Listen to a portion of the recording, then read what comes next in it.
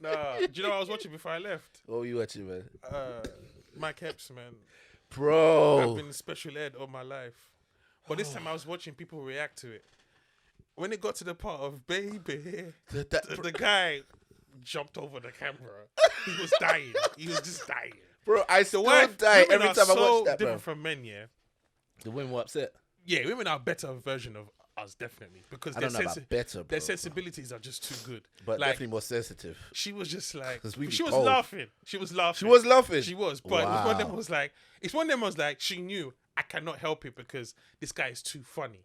Yeah. No, so it wasn't even about the joke. I feel like everyone in the room was like he's just too funny. This is too The funny. guy was laughing on fuck the disabled and him. This is funny. He didn't care. He let it all out. Just same thing with Corey Holcomb. I have to do a current event joke where he spoke about Precious.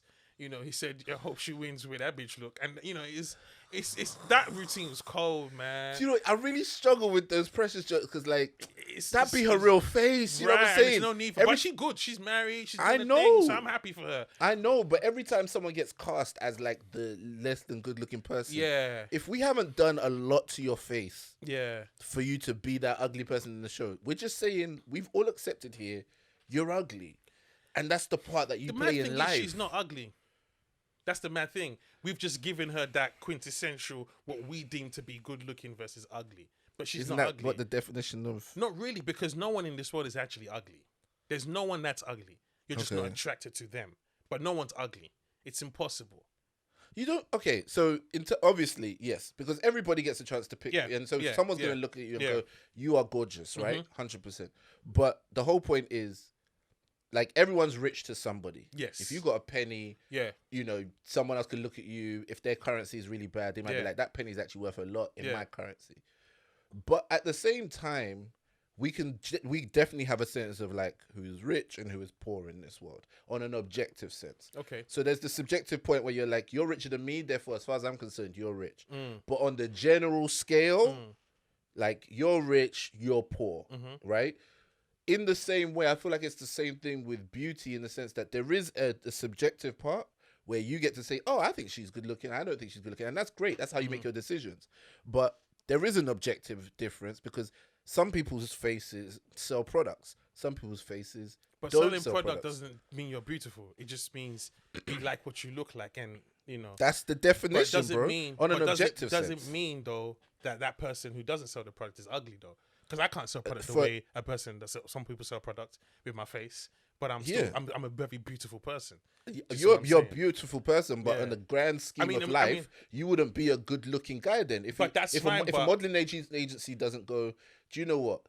I not only am I going to sign you, I'm going to go to a brand. I'm going to say, this brand, pay this guy 10 grand to use his face Yeah, to sell your product. yeah, That's an objective apart where we go, okay, this person is good looking enough that the average person walking by would go, I like the way his face looks, therefore I attach value to this brand.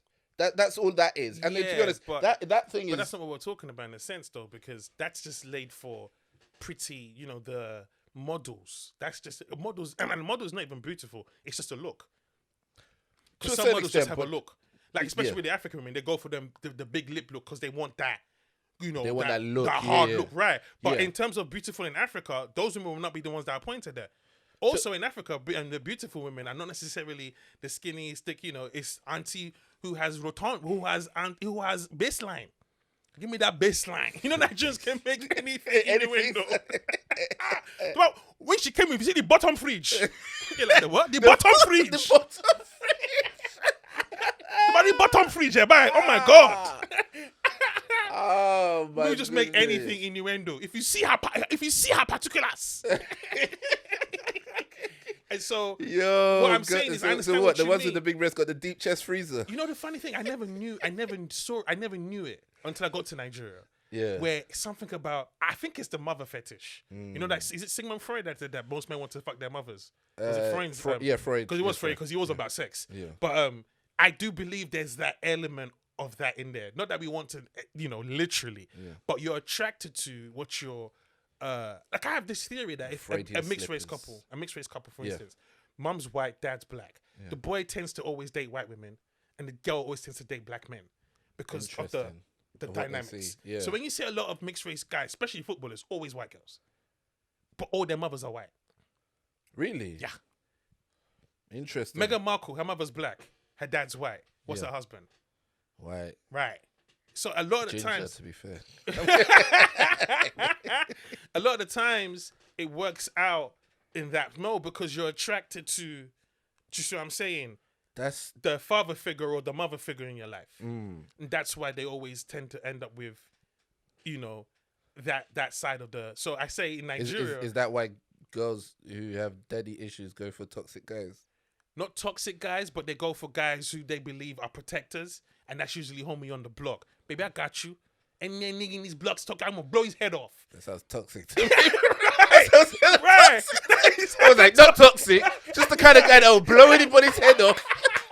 You're right. Like, yo. When I meant they so that they go for toxic guys, they go for the guys who they deem would be protector because they never had that example. Mm. You see what I'm saying? So, for instance, if you had I can't speak for everybody. For instance, my sister, she just said to her husband, "You have to treat me like my dad. My goodness. Otherwise, what's the point?"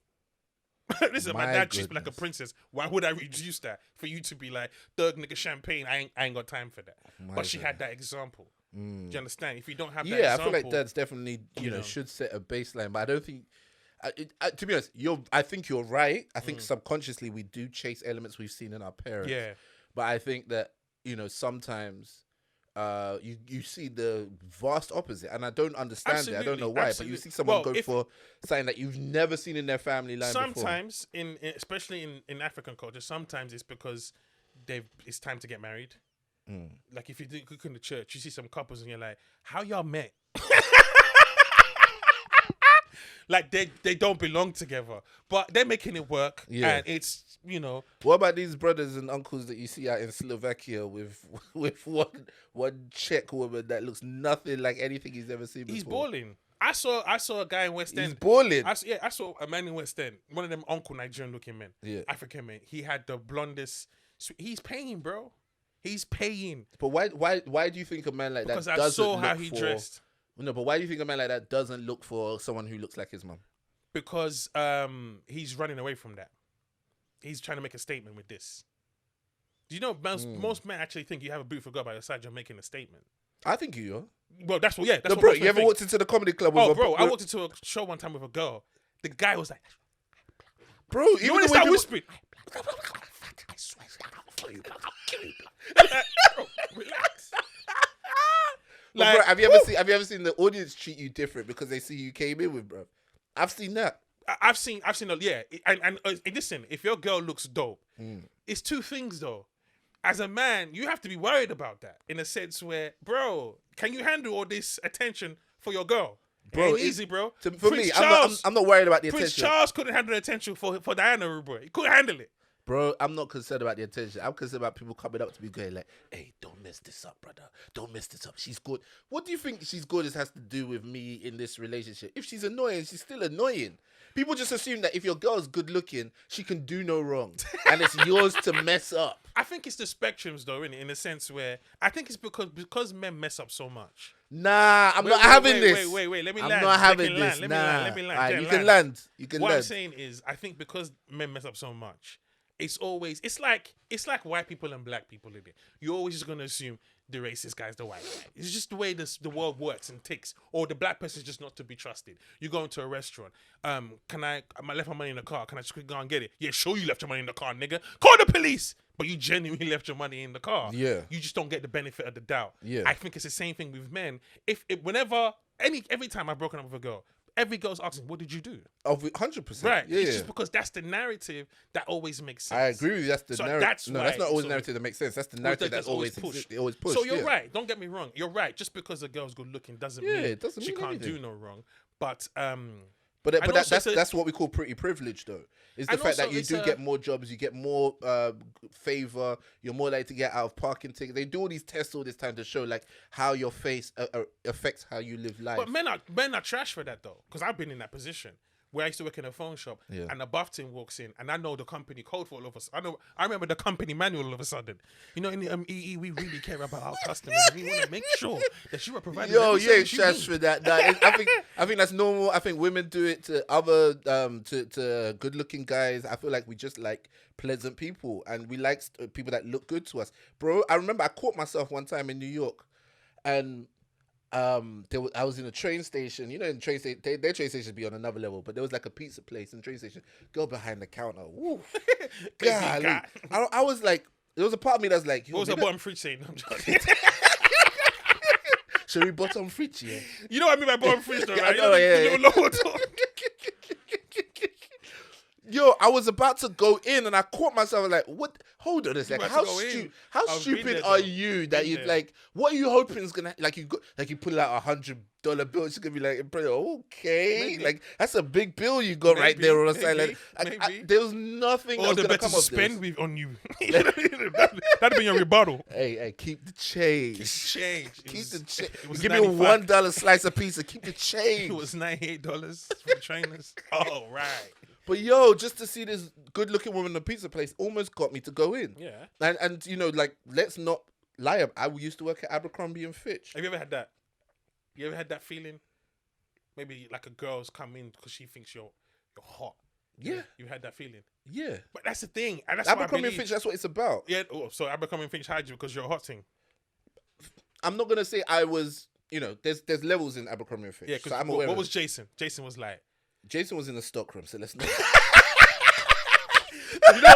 no, Jason. Yeah, Let's- Jason doesn't want to be we a pretty did, we boy. did yeah? we did the same role, Right. right? We did the same role. So basically, there's like two main roles. There's model, which you're definitely good looking. You're definitely on the shop floor, right? Your job is to stand there and say, "Hey, how you doing? Right. Hey, how you doing?" Right. Right? Then there's impact. Impact, you have to be. Impact. Okay. I'm on that team. So so with to run a impact, train on these customers. so with impact, right? You're actually doing retail now. Like usually you do need to be fairly good looking, but you don't have to be as good looking. You have as to the knock it out the models. park. Right, exactly. So with impact, you could be in the stockroom, you could be running between stockroom and the shop floor, And this is not or you could be on the shop discriminating floor. in any way, shape, or form. Bro, they just came off a lawsuit on that, but now they started hiring dark skin looking people. They still got lawsuits One here. tooth. They still got good look. They still got lawsuits here.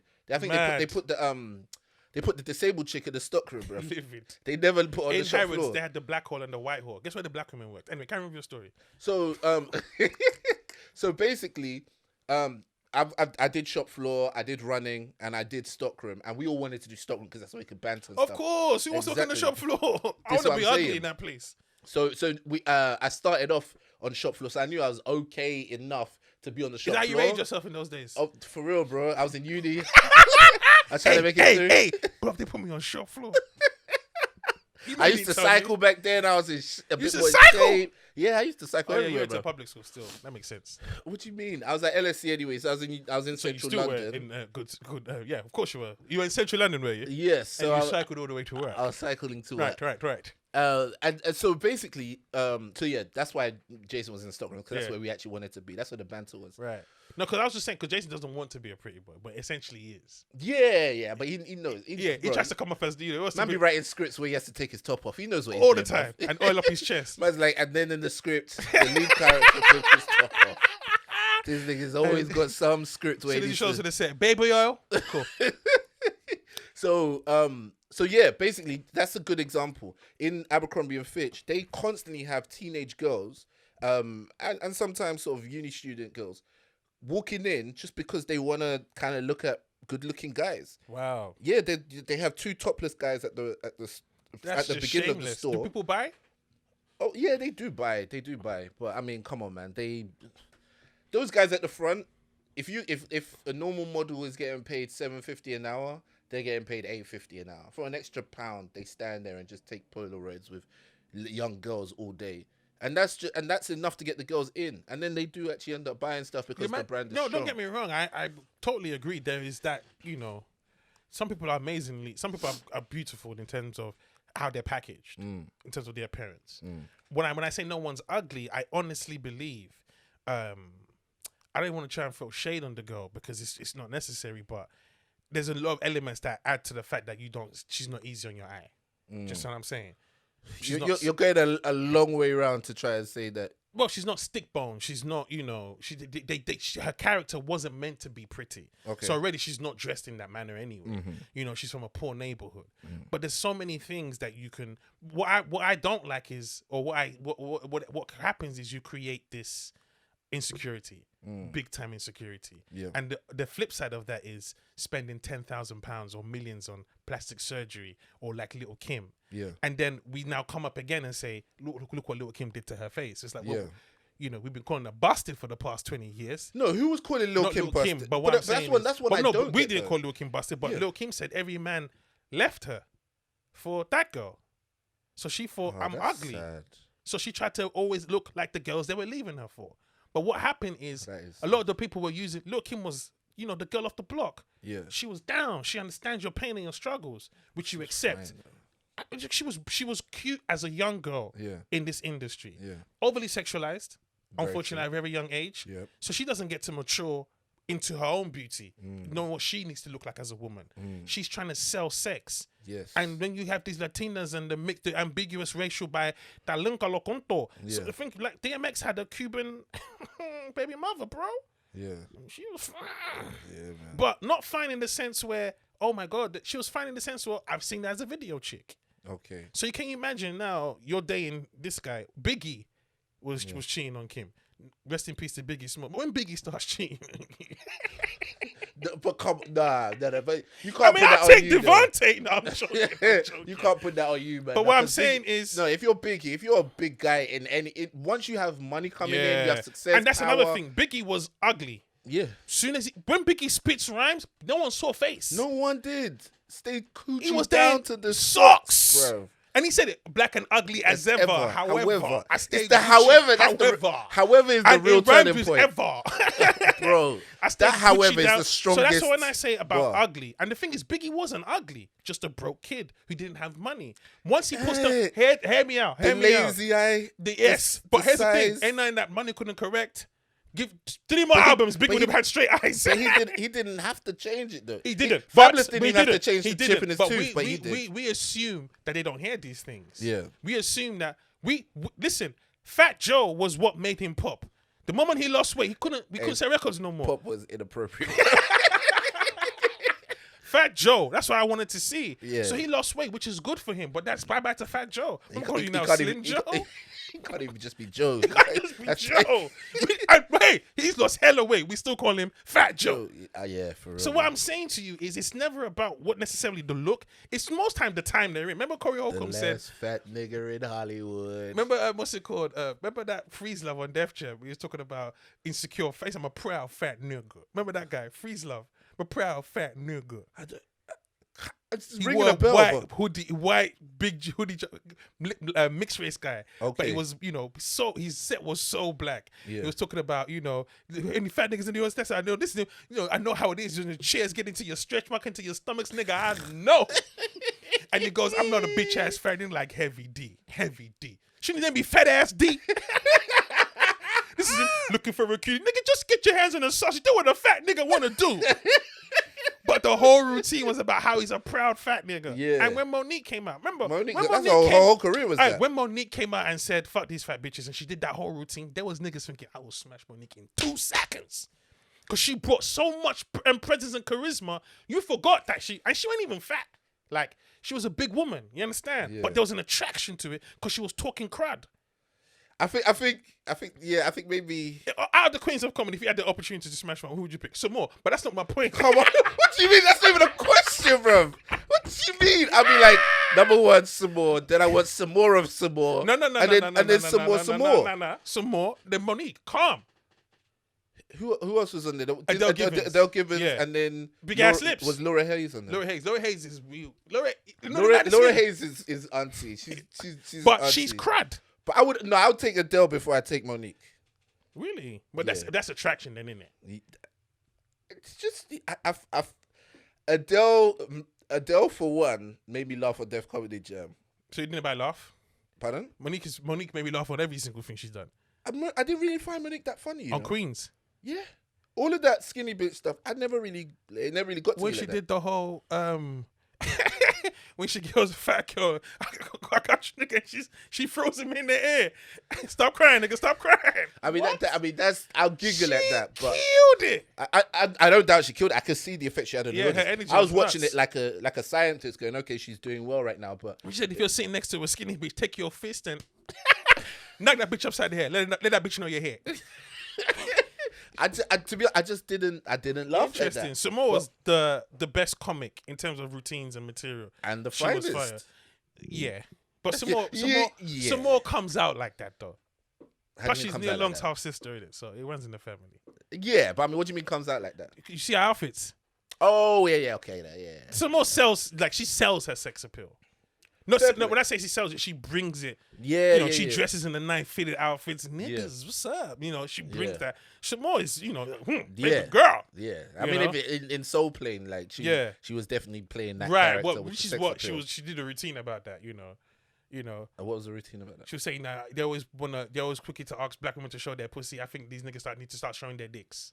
Wow. And she goes, I want to know if Wesley is Leslie.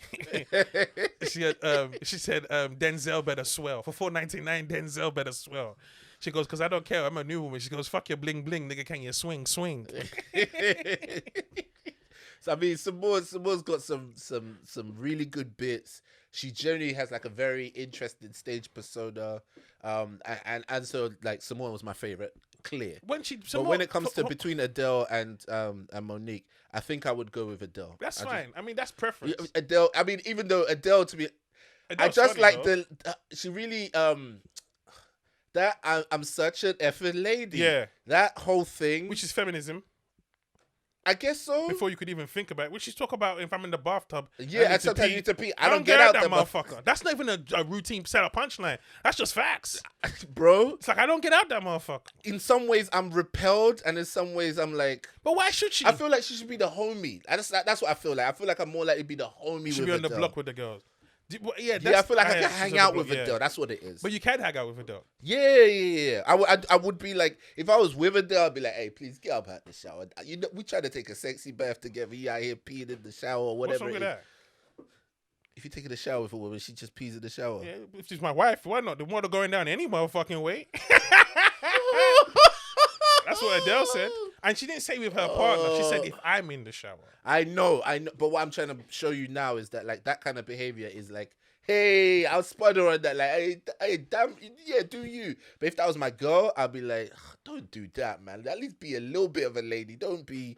But girls do that, and doesn't make him any less of a lady. Is what she's saying. I don't need to know That's what about she it. said. But we can talk about shooting our dicks up and down every single day, and everybody needs to know about it. But woman wants to pee in a bathtub. I don't want want to hear about it. Why not? I don't want to hear about it. There's Why some things not? I don't want to hear about from dudes either. That, to be fair, but if we're talking about what makes me attracted to a woman, Right, but we're not there's talking some about things that, that I can laugh at and be like, haha, that's banter. You're the homie. And then there's some things where it's like, no, cause, and here's a really good example of this.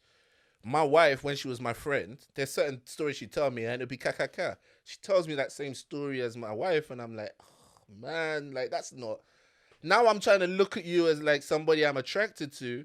I don't want to hear these kind of stories. That's interesting. I don't have issues. I want to hear I want to hear everything because bro. I'm more of I don't like. I want to know you pee in the shower. That's hilarious to me.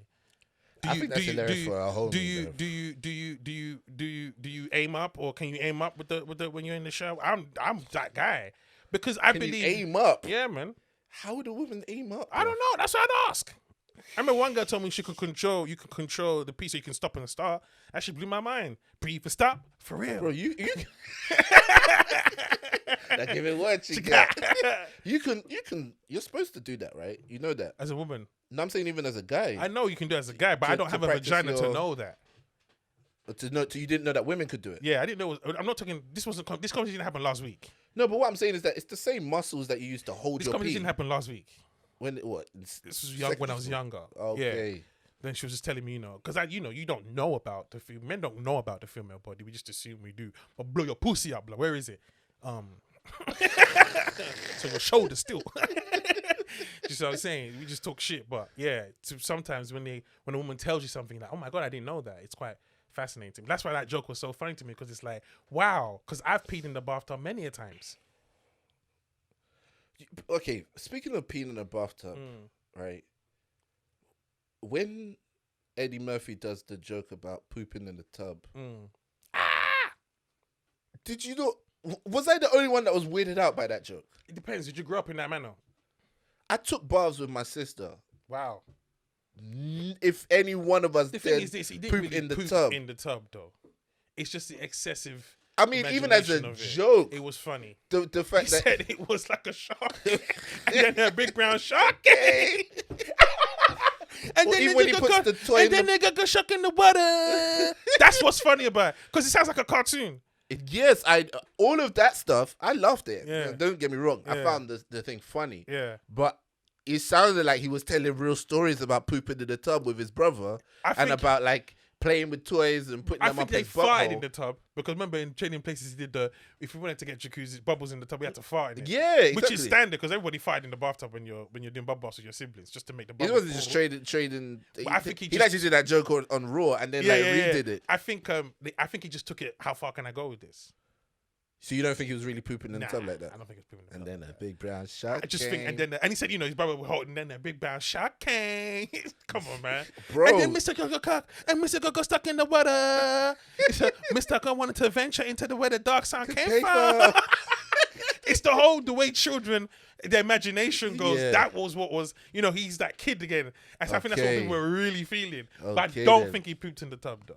But it's like, I'd love to ask him that one day. Did you really poop? in it? but everybody wants to ask you something. Did your mom really do? No. One girl said to me, "Did your mom really do show you can?" Listen, yeah, she did show you can. My dad was with the joypad doing forward, down, and punch. Like, what the hell? That's funny though. Like That's they funny, believe though. what you say in it. I know, and the thing is, I'm a comic, so obviously I know a lot of stuff's made up. But the way he told his story, I felt like I could see the ones that were clearly made Don't up. you envy that though? What? That you could go there with that imagination and not be afraid to just deliver it. I wish I could, and then a big brown shark came. Imagine me writing up like this. They're not gonna laugh at that, but he's took it there, and that's what I love about though. That's why I envy about. I feel like writing that was his sense of humor, so it made sense for him. definitely. yeah. No, but I think you can go there if you see. We all have. If a I sense of wrote humor. that, it would be so left field for me that it'd be Depends on what you're talking about. But here's the thing: No, but you I'm wouldn't saying write. that specific You wouldn't joke. write, say, poo in the bathtub, but you. First of all, you'd have to experience. You said you bathed with your sister, yeah. so you'd have to. Your experience would be what was those days like, and that's where Yeah. your comedy strength will come from. We used to spray each other with cold water and shout "chow." Yeah, Now, see, that's why you got to do it Yahweh. That's so why. we had That's right up there with then that big brown shark game. We Because had a- everybody wants to know what kind of family is this. we had a Czechoslovakian au pair. Sorry, would Who you was- have what? A Czechoslovakian au pair. You had a what? A Czechoslovakian who? Au pair. Yeah. For our listeners, tell them what au pair is. An au An pair au pair is means. a nanny that lives with you. Oh, nanny. Okay, we call them nannies. Go ahead. Yeah, but when they live with you, it's an au pair. You call them nannies. We call them. Oh, when they lived with us, that was just an uncle from Nigeria. He just didn't have papers at the time. This guy, I think my mum was like using this Eastern European human trafficking before it was mainstream, before they joined the EU. I don't know what this was, but there was some agency that would supply. It wasn't just my mum. Like a few of her friends got these students from places in Eastern Europe who wanted to come here and learn English, but in the meanwhile they would get a place to stay and they'd earn a small wage by looking after kids. So we had one, and every time she said bye, she said ciao, and we'd never heard that before, so we thought that was just so amusing. And so it would be like when someone, so when you're in the bath, you'd fill up one of the toys, like a rubber duck or squeezy thing, or like a little gun, fill up with cold water and spray each other. And obviously you're warm enough because you're in the bath, but the cold water against the warm water, you'd be like, ciao, ciao, ciao. Ciao means stop, basically, at this point. We didn't get that it was like a bye-bye thing. We just thought it was like it's over, stop. So that's just what we did. We're like, do you want to play ciao? Like, yeah, cool, all right, fill up the thing, spray with cold water. And that's not something I would necessarily take to the stage because I'm like, that's just a small, like, nice little tidbit. Yeah, but that's what Eddie Murphy would have thought as well. Showering in the tub. But pooping in the tub? That's where he took it. All right, fair play. I'll take your word all, for it, bro. What I'm saying to you is that you've created how Chow began and stuff like that. Yeah. Where you have to add your comedy instincts is now, how do I make this bathtub incident funny? Fair play. I obviously I get that. 100%. But you do it the way, Ola does it. So someone like me would be like, okay, you know, what can I say or what can I create that is wild? Just what I'm saying. I'll be looking for the wild. That's so left, bro. Yeah, I want to take it to the place you don't even think it's going. It's like this nigga here, but that's just because I like, not necessarily shock, but I like. I know later on in your set, like you make a girl squirt and you're like, ciao, ciao. That's how you link it. And that's if it's I was like when I to said my rap brother, you know, I'm sensitive. I'm the sensitive one in my family. My brother can sing and he used to do backing vocals for Amy Winehouse. And people, you know, when you can sing, you know, people love singers, and it's like me, you know, I can make you laugh, but you know, I can't touch you the way singers do. You know, it's people like, oh my god. Every time they see my brother, like, oh my god, I love your brother. He's just so amazing. I was like, you don't even know him. He touches kids. Did you know that? Hey, every time I get there, everyone's like this. Oh my god. So exactly, you're a bad judge of character. But it's because I'm so sensitive. I just had to throw shade on my brother's name. I took it to the highest level. He touches kids. Did you know that? How does your brother feel when he laughs in it? Because I come back and say, by the way, my brother doesn't touch kids. I'm just, you know, I don't want you to come after the show. You're the touching kid, motherfucker, ain't you? I don't want that smoke for him, but he finds it funny. And then also, I talk about Amy Winehouse, and I said, you know, my brother was doing vocals for her, and it was a really sad time for my family when she passed because, you know, we all knew that cash flow was over. You know? I remember when you first did that joke, I was like, nah, this nigga's cold. That is a cold ass nigga right here. That's a cold. I said, we all knew we have to get jobs now, man. Shit. I remember when you told the joke, you were like, I showed up at the hospital, they're like, it's only family. I was like, we off? Did I say? I don't remember that. I'm gonna put that in. I specifically remember that. Like you said, you know, I did that old sugar. Probably. Yeah. We showed up at the hospital. They're like, sorry, only family. I'm like, no, we are. We're trying to get that wheel. But yeah, it's just what I realized was if you're using your life and your experience of comedy, which is what we do in a sense, you know, you just look for the extreme angles you can go with. Yeah. You know, and just exaggerate it, you know, and just milk it for what it's worth. Like when I was writing about my mum being, I said, how can I say it different, but not the way everyone else has said? So I just said my mum was the muscle in the family. Yeah, I like the way you put that. Yeah, my mum was the muscle. Yeah, you know what I mean? Because I like it when they say, we're gonna bring the muscle. Bring the muscle. We're gonna bring the muscle in, you know. And that's so you give it a different feel. My mum was the muscle, everybody knows that, right. You just know what that means, you know. Yeah. So she put hands on you, you know. For real. Hey, so it's just Is there a Tupac quote for today? Oh, there's always a Tupac quote, bro. All right. I was watching Fat Man Scoop. I was quite Brooklyn disappointed. Clan. Quite disappointed. He said Tupac is one of the worst rappers lyrically, and he mentioned 50 rappers. Okay, but hold on a second. Are we taking this from the Fat Man Scoop, Brooklyn Clan, Fat Man Scoop, Brooklyn Clan, School of lyricism? School of lyricism. Is this the judge? The thing is this: I don't mind if you don't think. If you got $10, put your hands up. That's the thing. I don't mind if you don't think Tupac was good lyrically. I don't mind that. But the issue I had with he said he's one of the worst. I just don't think worst and Pac go together. Do you know? It's like saying, you know, Jordan was one of the worst layup in the game. Like, no, he wasn't. I don't care. I don't care if his layups weren't that good. He wasn't the worst. Come on, man. Do you know what I mean? And so he named 50 rappers who were not even. By the way, when they say Tupac is not good lyrically, what they mean is he doesn't use similes and metaphors the way Biggie does and play on words. Yeah, you know. But Pac is not. There's more than one way to skin a cat. Yeah, and every rapper has his strengths and weaknesses. Yeah, and if Biggie's lyrics is 10, Tupac is 9.98.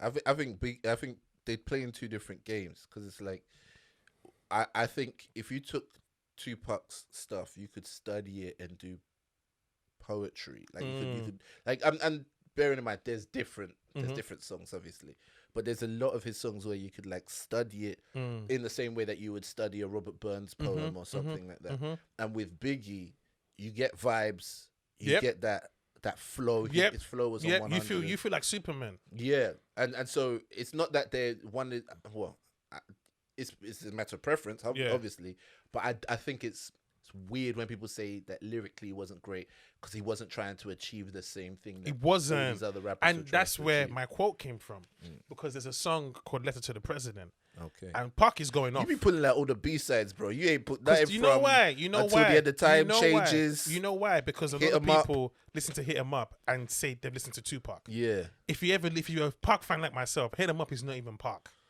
He didn't do music like that. He was just in a place. I'm waiting for one day when you're gonna come in and be like, the Pac quote is "fuck your clique." But here's the funny thing. Even within the midst of a diss record, Tupac used poetry. He said, "Smoking dope is like a sherm high. Niggas think they learn to fly, but they burn, motherfucker. You deserve to die." Wow. I mean, smoking dope is like a sherm high. People think they learn to fly, but they burn. It's just poetic the way he says it. Yeah. And so the quote came from today was "Letter to the President." Again, the reason why you said the B-sides because that's where his music was. It wasn't the how do you that was for the radio. But like you said, where his message lay was in those songs that won't get airplay everywhere though. Because even you just said it was in Hit 'Em Up. Right. I feel like even in some of these like radio play songs, you be dropping the line. Bro, how do you want it? Dolores Tucker used a motherfucker instead of trying to help a nigga want to destroy your brother. I'm like, you're like in the middle of a club. How do you whine to that? You know, like when Bashment comes on, there's that like, you know that song, "Sit Up on the Cocky," your swing, but there's time sit up on it. You're waiting for that bounce. And how do you want to you're whining? How do you Dolores Tucker use effective? Oh shit. My bad. If you're Dolores Tucker as well, you must have been like, the first time you listen to the song, you're like, I don't even like Tupac like that, but this song is banging. Then you just hear your name, you're like, you shut me out? Oh shit. She tried to sue his estate. Oh, because he said that. She said he made it difficult for her sex life on Wonder Why They Call You Bitch. Hey, wait, that's who he was talking about on. I wonder why they call you bitch. He wasn't talking about Dolores Tucker. He was talking about who was he talking about? Someone else. But at the end of the song, he name called on that "How Do You Want It." I remember that. But at the end of Wonder Why They Call You Bitch, he says, "Dear Dolores Tucker, you keep stressing me, fucking with a motherfucking mind. I think you wanted to know why they call these women bitches. It ain't personal, strictly business, baby, strictly business." Yes. But he kept on. He didn't like Dolores Tucker because he felt like she's trying to shut them down as opposed to helping them. Always. But the quote. She was newscaster, right? No, she was a conservative Republican. One of those like political figure. Okay. So basically opposing hip hop because they use the word bitches and stuff like that. But just trying to get her clout. Sad thing is, no one remembered Dolores Tucker. We'll always remember Pac. But my point is, in the message, Letter to the President, Pac said, and he was spazzing on this track. It's a very, very deep track. But he says the line, plus the concepts that I kick. So visual that you can kiss each and every trickle bitch inside the shit I kick. When I heard that, I almost passed out. The concepts that I kick are so visual that you can kiss each and every trickle bitch inside the shit I kick. God. What he's saying, I'm going to paint the picture so perfect, you're going to be able to touch these people. God. And that's the difference between just rapping with the lyricism and career. Tupac says it all the time, let me paint a perfect picture. It takes you in. It's story. And I apply that to my writing. Yeah. I try and make it as visual. Even in my joke telling, I want the visuals. When Chappelle goes into his visuals, you're just like, man, he sets it up so well. Yeah, 100%. And then I think that's the reason why when I grew up and I was listening to Tupac, it's very easy for you to feel like you grew up in the hood. With him, like right there and then. Like you knew Brenda when she got the baby, like you were there when like Latasha hit the news. Like you feel like every single one. Like I felt like I was there during the riots, man. I felt like I knew LA. I felt like in that Brenda's got a baby. Yeah. The first line is, "Hey, Brenda's got a baby, but Brenda's barely got a brain. Damn sure damn shame. The girl can hardly spell her name. Money B's line. That's not our problem. That's up to Brenda's family. But let me show you how it affects our whole community. Boom. That's it. No lyricism. No. He just said, well, let me show you how it affects our whole community. You're like, oh shit, how does it? And then he goes into a story, and you're just at the end, you're like, rah, that does affect our community. So again, it's not on the block with my homies. I pick bones. Let me show you Brenda. She had a baby. I put them in the whoa. And then, ooh, you're spazzing, bro. It was just a simple. That's not our problem. That's up to Brenda's family. Well, let me show you how it affects our whole community. You're like, oh, well go ahead. That's the difference. That's what. So when you name people like Jadakiss and Method Man on that list, who are highly skilled MCs, it's disrespectful to Pac, because if you wanted to, if that was a debate and you brought me to Fat Man Scoop and he named those 50 MCs, I'd be so upset because I have to trash all them 50 MCs just to prove Pac is great. Bro, to be honest, I think I understand that hip hop is kind of competitive in and of itself. It came out of street battles, ciphers, and so on. but I think competitiveness is also part of the downfall of it because it doesn't allow us to fully appreciate the diversity of talent. Yes. Imagine trying to. It couldn't happen to Hammer because Hammer was knocking man's out. Yeah. They said if you talk shit about Hammer, he pull up. Oh, for real? Oh, yeah. Hammer used to pull up like that before he found God. Outcast was like, Hammer will beat your ass. Hammer will walk up to you. I heard you talking shit. He's from Oakland. I heard that R. Kelly was like that. I heard R. Kelly would pull up. I've never heard that. I heard R. Kelly would pull up. He'd pull up to a school. That's what I heard. He'll pull up to that. Pull up to a school play or some shit. I heard R. Kelly pull up. I heard Mike Epps will pull up. Like Mike Epps is they're from the hood though. Mike Epps. Like Hammer's from Oakland, from Oaktown. Yeah. And he was the one making the most money on his block. The whole block was with him. You disrespect Hammer, you're disrespecting the block. Wow. And so if you remember, LA and New York are two different states. So you're on New York radio talking about that nigga Hammer shit. You gonna do LA radio. You're not in your state. Everybody's pulling up. What you say about Hammer? Huh? I said the Hammer and the shit, the DIY was shit. But when I was a kid, everyone was gonna Hammer. He's like YKMC, but that's not what music is about. He helps hip hop. Yeah. He brings something different to it. Yeah. House back in the day, Kid and Play were like hip hop was about dancing.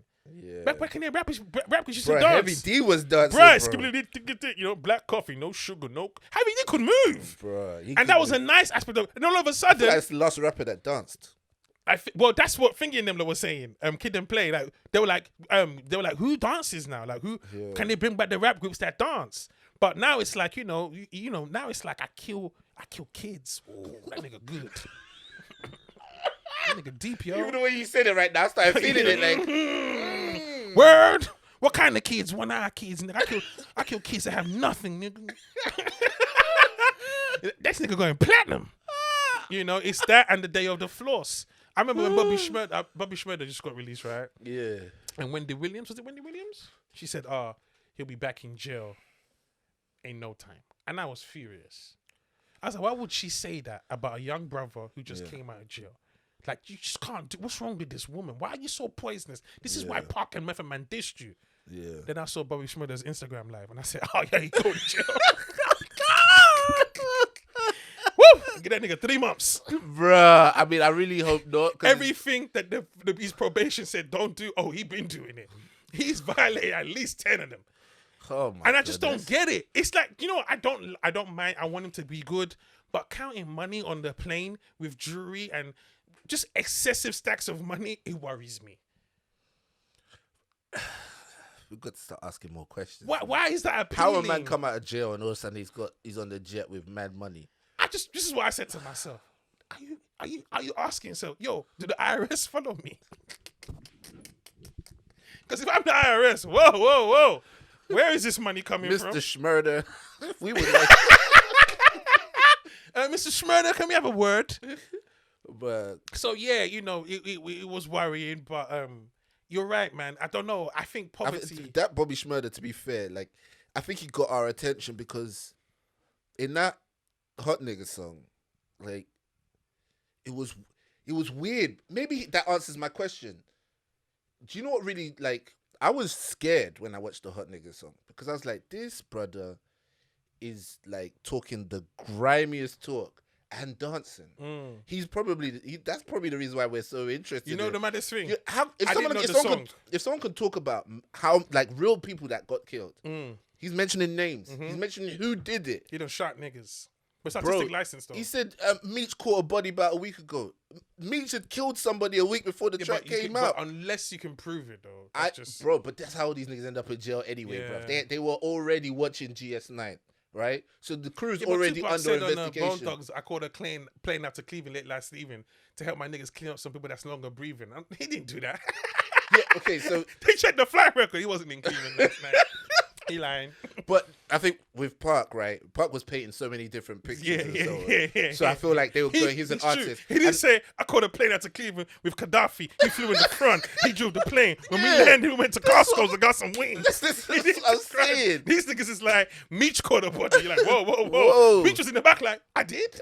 Bro, he was mentioning so many real murders that took place. And then he was like dancing as well. That was really worrying me because I was like, that's somebody that will really kill you and then like go get wings after. The song hit because of that cat throw. Bro, and then he starts dancing afterwards. And that move was incredible. To the point where we were like, oh, the song's not that bad, you know. Like we were like, hey, some of the bars, I'm gonna run and go dumb on them, you know. I know what that means. And here's the thing, not only that, I tried to listen to the album. And tried is the key word. Tried is the key word. And unfortunately, and they're not good people. You know why? Because they put Hot Nigga as the first song. Nah, it's downhill from there on out. You should have put it at number 10. Of course, bro. So I could have something to look forward to. Like when I was so Genuine. I saw Montel Jordan, Montel Jordan did a whole bunch. He's like, this is my new stuff. I just did this. Before he did what? Before he did This Is How We Do It, right? That's at what the you end, went bro. to see Montel Jordan for? This is how we No, do it. I went to see Genuine. Montel Jordan was the opening act. For Genuine? For Genuine, Ain't yeah. Genuine don't even have a hit. Montel Jordan. I know. No, Genuine had more hits. No, it didn't. Montel Jordan had like 2 songs, bro. No, he didn't. Bro, as far as like the Tell me songs... Genuine says. Genuine had Pony. So Anxious. What's So Anxious? Cause I'm so anxious. Okay. Meet me at 11:30. I don't know if that's a hit, but go on, what else? What else you got in your cavalry? In Those Jeans. Okay, I'll say anymore. I mean, those are the 3 that I know. I'm not really like... There's that. There's, it was what Valentine's the hell is Day. Different? Tell me Yeah, come on, man. He's got When Doves Cry, but that's a Prince song. That's a Prince. And he's got My Whole Life Has Changed. Yes, there you go. However, yeah, bro. Montel Jordan Money has This Is How We Do It, which is the bigger hit than every single of his catalog. Yes, and that's why he left that till last. He also and has we were all like, for the honeys. finally. Yeah, something for the honeys. Yeah, you don't know that song. You're not ready No, for so that's what I'm saying. Then Like, he also has Girl If It's Alright. yes, that's the other. Those are the 2 that I He's also count. got Baby, Let Me Say What's on My Mind. That's not a Take hit little though. It's a time good to- What? song, but I it's not like a the hit. way you walk. That was a hit. I like the way you, the sexy baby. He had 2 songs that went off that night. When he did But what year was this? This was, I want to say, 07? Right, 07. He hadn't been hot for 10 years. Y'all probably didn't remember his songs. Yeah. Because at one point, he was selling out stadiums, although for This Is How We Do It. But that's what I'm saying, though. that's his biggest hit. But anyway, that's his biggest hit, Yeah. and he definitely saved it till last. But what else He would did you a want to whole do? intro about like, guys, I get to do this every night of every year, all around the world, and I'm just gonna do with you all tonight. and I'm here to do with y'all tonight. So this But that is song's your not even a moment. banger anymore. It's rinsed. It's rinsed. Like I but don't it's even a ba- look forward to hearing it. It's a banger, but it's rinsed. Once you hear those things are This both Is How true. Did it. Bye. Next song. yeah, next. Nah, But here's you're the cold, worst you're one. Here's the cold-hearted. flip side of that. You were mad that this guy did it last. No, I'm I saying, was I'm mad saying at he the show should for have. this. I'm saying he should have, but I'm saying Right. that was one that really stuck in my mind because it was like when he was doing all of this stuff, he was basically saying like, "Oh, I've got some new music coming out and I want to do it for you guys." And everybody But that doesn't was work just with not anybody on though. vibes. Even if I go to see Michael Jackson, when they start doing track 7, you're like, bro, I don't listen to this at home. Keep going with the hits. I ain't here to hear your musical You say touch. Michael Jackson, bro? Any artist that tries to do Bruh. track 6, you know track 6 no one listens to. I tell them, hey, I ain't here for your That's why your vision. I went to the previous Magic System. I went to see them live as Who well, they? bruv. They're the ones that did the On Deep Mega Okay. Bro, they had that song and they had one sort of smaller hit called Cash Cash. And the rest of the time I was like, I really just came out to listen to these niggas talk French, bro. They even all the introductions in between the songs, all in French. I was really just standing there like, I really got gassed off this one song. My brother does backing vocals for the Gorillaz. Yeah. So I went to the concert. Man, they were on the end of the songs. The only song I knew, he's not even called the Gorillaz. Yeah, they're still called Gorillaz. Yeah. But he used to be in Blue. Is it Blue? He used to be in a group called I can't remember the group. But they have that song, It's Fun Now. Feeling fine and it's good now. Bro, when that song came out, I changed like I've been knowing the whole group the whole night. Just like, whoa! Everyone's looking, man. He ain't moved all night. When that song started ending, you know when you're like, oh 100%. man, how long we got left? That's the only song I know. 100%. I saw Erykah Badu. I knew all her songs. Yeah? That one made me cry. Okay. When she started, and she didn't. Erykah is an artist, isn't it? Yeah. Which can be a struggle sometimes, because they will show up to the concert with a whole new arrangement of your favorite song. Yeah, that's you're the thing I like- don't like. She's like, Give me the stum. You know, that's not how it went Give me on the album, studio bro. version, man. I was singing along. It's like that's not. Is this for you? Do you know who kills it? Boys to Men. Oh my god. Did they do when that? Boys to Men go on stage, they now show their full vocal range. Oh, make love to love. You're just like, I heard Lauryn Hill does that. Man. I heard Lauryn Hill does. First of all, she doesn't just do that. She writes on the stage. 1 second, y'all. I got this idea. I got an idea for a song. I'm just gonna write it right now. What y'all think? It's about this thing. This thing. That thing. Ooh, that's fire. Like, she doesn't give a damn. She be rehearsing on stage. She does all sorts, man. But in terms of the concerts, you know what? Yeah, what's your favorite concert of that I've been to? Yeah, Jill Scott. Okay. Yeah, she killed it, man. She killed. She had my nipples hard. Damn. And I mean that in a sense where it was. She said, "Can you feel the love in the room?" Till we're like, "Yep, we can feel it." Yo. Everybody. And what I loved about it was Did it was you take a young sister? No, my brother got me tickets. Okay. Because at the time he was performing. Hey, you listen to Slum Jams alone, so right. And so, but people were there, and I was at Shepherd's Bush Empire. Okay. And it's you have to understand, man. You go to a Beyonce concert. I'm not a Beyonce concert type person. Okay. I can't take big screens and fireballs and a drum band coming out. It's too much for my heart. Okay. So I don't like big spectacles like that. Oh, really? Give me an intimate. Jill Scott controlled the whole room just by standing with a mic and projecting vocals with her backing vocalist and just singing songs that had so much feeling that when you heard them live, you were just like, where am I? Yeah. Like when she said, "Is it the way?" When she did A Long Walk, oh my! And because it's called A Long Walk, she gave it a long intro. She was just talking for ages. She said, "Sometimes I just want to take a long walk." She gonna walk. She gonna walk, y'all. And you better walk, Jill. And you know what? Yeah, Jill, you better walk. It's so sad, yeah, because she's an amazing singer, right? Yeah. So she's trying to sing it, but we're just trying to get in there. Of course. Just like you're and we're jumping into this, she just pauses. And you're like, oh, she got us. And you're just like, oh my God. Yeah. So that's the kind of concert Yeah. I mess with. And I guess it also kind of lends to how I'm as a comedian as well. Like I'm not Kevin Hart, O2 Arena 20,000. I'll do it for the money, but I know in my hearts of hearts, I won't succeed. Yeah. Because I know I would have to give them a very, very watered down version of what I can do because I have to fill that space. Yeah. And so then the gags, that's where gags like, I used to say to Caleb, like, when you're going to a predominantly Nigerian audience, sometimes they're just not there for setup and how you guys doing and working the routine. You just have to come out with Abule! You just have to come out with that smack the bitch in the nose and just get it popping. Bruh. Even though I'm better than this. Worst concert that I've been to. Yeah. Should I say been or where I was even working? Or does it matter? I mean that you were there. So someone I went to go and perform to see. Yeah. Okay, it's not the worst concert, but it's the most ghetto. I went to see Tretch, Tash, and there was a period where any rapper from America, if he came to London, we just thought they were big in it. So, but them niggas had like what? They were popping on their block or something. He was watching Naughty by Nature, bro. No, I'm a big Tretch is a legend. Yeah. It's the opening act. So it was Tretch, Exhibit, Tash. So it was a bunch of them. Okay. So it was a decent night, but it was tried to package in. When you get some good meat and you package in all the crap with it as well, so you can try to sell it. You know what? I feel that's what they did. These were high level artists, but in London they were only good for Tottenham. You see what I'm saying? Fair enough. Because in America, Tretch is a legend. Tretch is a legend. Fair enough. And Exhibit was with Dre. You'd know Exhibit. It was about to be. He was on the verge of. No one came out for Tash though. Do you know Tash? No. His name's Catastrophe, but he was actually a decent rapper. But they let him out first. Don't worry. Of course, that's what I'm saying. It's what Exhibit said that pissed me off. What he said? Or was it Tash that said it?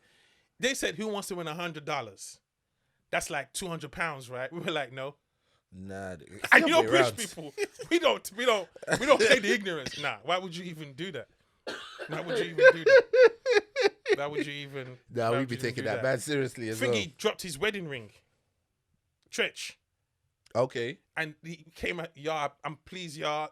Please, I need it back, y'all. If y'all, come on, y'all. Come on, man. And he got it back. Good. But he begged. Mace. Actually, no. Mace was the worst concert because he was like. You saw Mace live. When I say it was at Temple. Westwood was doing his thing. He used to bring all these motherfuckers through. Yeah. But Mace was cocky. He was like, "Oh, it's the worst crowd ever." We said, "Get your bitch ass off the stage, then." booed his blood clot. Yeah, you know, people think because we're British, they look at the crown and shit like that and think we drink tea, but then they shop to the ends and realize we're not that. Yeah. And so, you know, we don't care. Remember when they threw bottles at Nas in Brixton? Yeah, and then licked shots in that because we're just it's hip hop. Yeah, bro. So Mace's attitude was bad that night. I'm stinking attitude. I can get it. I watched him at the Bad Boy reunion in Boston, and it felt amazing, bro. I mean, obviously, there's a lot of history. There's a lot of attachment to the songs and all that kind of stuff. But I was like, this is really Mace. Like, Mace was really out here giving the shoulders and whatnot. I was like, this guy could do no wrong. Like, what do you mean? I felt sorry for him. I think it was the Dr. Dre, one of these opening parties, and Diddy brought him out. They didn't know the words. To bad boy. What you know about going in the... But nobody knew. It was a younger generation. They just didn't know the words. Even in Tupac's induction into Hall of Fame, the audience did not know the words. Don't depress me like that. I know. It cut me, man. It cut me. Because they just didn't know the music. They were just like this. You know? Just, we're just happy to be here. He's parking it. So that kind of hurt because you wanted it for the people that would just rock with it, you know? Yeah, and to be honest, I think that's part of the reason why I enjoyed like Bad Boy Reunion. I feel like some of my best experiences are partly to do with the audience that was there as well. So like, I know another experience that I particularly enjoyed was when I've watched black movies in the US. Wow. Like in a black cinema? In a black cinema. What, did they laugh for real? Bro, I watched White Chicks. Okay. In Brooklyn, and you know the part where there's like where 50 Cent man, 50 Cent and B.I.G. man, bro, people got up out their chairs. It was like shouting along, and I was like, "This is what I came to see. This is what I came to see." I mean, it's so funny because I went to watch Bad Boys 2 in Peckham. Yeah. And I remember my cousins, I love my cousins. They were a wild bunch anyway. So it was a crew that went down. You know when it's 30 man up that go to the cinema? There's too much energy with black people. Yeah. 2 black people is a lot of energy. Yeah. 30 of we just concoct a force field of it. Yeah. They were like, oh, they sell wings at the cinema. I was like, this is just too ghetto. Who's going to have wings in the cinema? I get to the cinema. Can I have some wings? They're sold out. What? What do you mean they're sold out? Apparently, you can never get the wings because they sell out every second. And of course they do. Who don't want wings in the cinema? I was just trying to be fronting. Yeah, of course, bro. So we're watching Bad Boys 2. But that cinema is it is ghetto. It is. I don't know if it's still there. I think they must have changed it now because that place is gentrified. What, Beckhamplex? Yeah. I mean, they tried to keep some elements of the original character, but yeah, there's still like white people drinking cider outside. Right. So I do think it's changed now. Yeah. That day, Ola, we're watching Bad Boys 2. You know that part where Will Smith did the whole thingy? Hey. Man was like, blah, blah, blah. People were clapping, guns, shut up, blood, like agreeing. And I was just like, only black people. Bruh. Only black people. Yeah. But you know what it is? It's just we can't contain the joy. You can't contain our joy. Yeah, that moment for me, I think I was like 16 when I saw White Chicks and I had that moment. And it was like every rap video I'd ever seen. Euphoria. All those movies. And I was like, yeah, this is it. Yeah. I'm really here. It's like my sister said, when you get to America and you hear them talk, and like, they really sound like this. I know. Because she said she was on the train and these American kids, where y'all from? She was like, oh my God. Oh my God. We're from London. London? How y'all get here? I never goes by plane. And she was like, oh, I'm watching a sitcom. Bro, that's how it feels. Yeah. The average conversations sound like sitcoms to us because that's what we spent all that time watching on Trouble and whatnot. When I went to Fat Burger and the girl's like, hey, baby. I was like, hey. Did you, bro, have you ever like because Ice Cube said 2 a.m. got the Fat Burger. Have you ever like specifically got the Fat Burger and be like, oh snap, it's like 2 a.m. I'm eating the Fat Burger. My Fat Burger reference wasn't from Ice Cube, it was from Biggie. Okay, what was Biggie's Nasty Girl, if I were to squatter, take out the Fat Burger. Okay. Yeah. Okay, that's what I first said about Fat Burger. Yeah, that's when I went to Miami, I went to Fat Burger. And boy, the burger was fat. Yeah. They don't play about, bro. I didn't. America is you do get that. Oh my God, they are really American, and they do have that. Y'all British? I felt the same way when I went to Puerto Rico, bro. Puerto Rico was just like this. Did you feel the same when you go to Nigeria? Do you know? Yeah. Oh my God, you sound like my auntie. But the thing is, with Nigeria, it wasn't the same because my mom's been taking me from a young kid. So from even before I can properly remember Nigeria, I've been going to Nigeria. This was like something you've watched from afar. Like, you know, I hadn't even seen that much of Puerto Rico, but you see Puerto Ricans on American shows. They're just like, hey, mommy, how you doing? You know, that whole thing. And then when you see any semblance of that, when you get there, it's like, oh, snap. I saw one in. I went to the club and they're playing reggaeton, and I'm really like watching these lot dance to reggaeton. I'm like, oh my goodness. You saw one in Miami. You saw what? One whoop, bruv.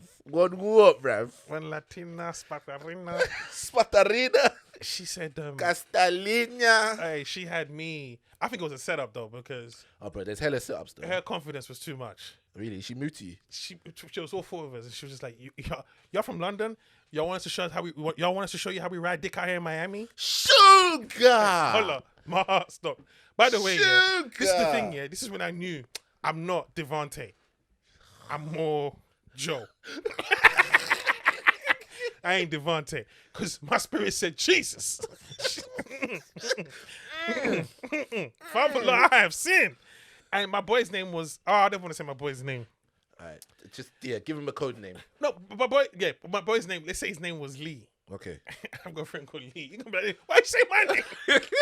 All right, your friend's name is A, as in A. Yeah, he said his name was A, Yeah. right? And she goes, your name's A? She said she's got A tatted on the top of her vagina because her boyfriend's name. And we were like, whatever. And she showed it to us. And it was the name was tatted on the thing. And we were going to the cinema, and we were just near the club kind of thing. But it was the wildest experience. But she was with another girl and another guy. And we were just like, this sounds like, let's take them to the hood and sell them for parts. Nah, I feel like it was a finesse. Like it was a finesse. Yeah, so we just kind of smiled at it. But because she was Latina and she was quite.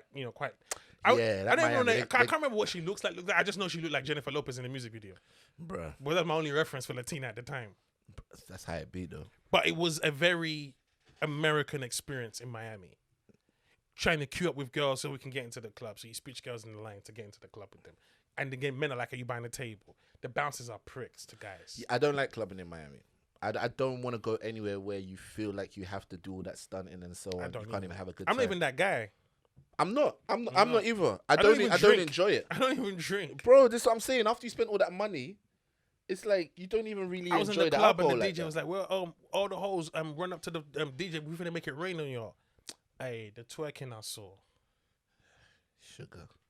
And I think Lil Wayne was in the club that night. Oh, because sometimes those nights you get the rappers in the club. Oh yeah. By the way, I don't get the fascination of Lil Wayne being in the club. Not for me anyway, because it's not like he's like, Lil Wayne's in the club. Oh, let me go holler at him. No. You just see him in the corner sitting down. Yeah. It doesn't look like he wants to talk to you anyway. Yeah. So you just kind of get on with your night, innit? Yeah. I don't even like him when celebrities in the club because I just feel like, what does that mean? I mean, when Chris Rock was in the club, I specifically targeted and I went that night to give him my DVD. Okay. Yeah. But other than that, like, there's no real value. It's so funny because I would never give anyone my DVD simply because I don't want I'm a cynic. Yeah. My thing is watching that with his wife and just saying, this nigga thought I would care. Bro, that's to my be whole honest, feeling. I don't know what I was hoping for. I was just. But here's the thing: people have passed the demo before, and it happened. Yeah, that's so whatever, innit? Yeah, I was young. I was working at Abercrombie and Fitch. I was like, whatever. Anything can happen. If you met him now, yeah, would you ask him? Would you tell him about that? Tell him that I sent him the DVD. That you gave him the DVD, yeah. If we were in conversation, yeah, okay. I wouldn't open up. Hi, I gave you my DVD 10 years ago. Not like that. But like if we were talking, we got into. I was like, it's funny actually. We've met before. You wouldn't remember this, but I gave you my DVD in this nightclub in Mayfair. What if he said, "Oh yeah, I remember that. I threw it away that night though." I'd be like, you know what? I respect that decision because that DVD was trash. It was trash. I was a young guy on the come up, bro. Because I remember what's his name? Brian Lawrence was talking about Eddie Murphy. This was on a tribute day. Yeah. So I remember the first time I met you, I went up to you. He was like, can I have your autograph? And you said no. And I was like, I'll just get Robert Townsend then.